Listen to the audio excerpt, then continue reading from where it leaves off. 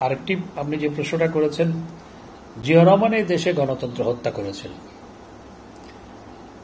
বঙ্গবন্ধুর হত্যাকাণ্ডের পিছনে জিয়া রহমান ওতপ্রোতভাবে যুক্ত ছিল এবং সেই কারণেই খন্দকার মোশতাক ক্ষমতা গ্রহণের পর জিয়া রহমানকে সেনাবাহিনী প্রধান নিয়োগ করেছিল এবং জিয়া রহমান হানা ভোট এবং একই সাথে সেনাবাহিনী প্রধান এবং প্রেসিডেন্ট দুটিই তিনি ছিলেন এবং সেনাবাহিনী প্রধান থাকা অবস্থায় তিনি দল গঠন করেছেন। এটি কোনো গণতান্ত্রিক রীতিনীতি নয়। জিয়া রহমানই প্রকৃতপক্ষে গণতন্ত্রকে হত্যা করেছিল, আর জিয়া রহমানকে হত্যা করেছে তার নিজের লোকরাই।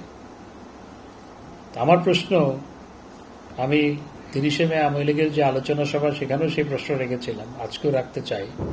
তো জিয়া রহমানের হত্যাকাণ্ডের পর বেগম খালেদা জিয়া 10 বছর প্রধানমন্ত্রী ছিলেন, তো তিনি কেন, এবং জিয়া রহমানের হত্যাকাণ্ডের পর সত্তার সাহেবও রাষ্ট্রপতি ছিলেন, বিএনপি ক্ষমতায় ছিল, তারা কেন জিয়া হত্যার বিচার করল না?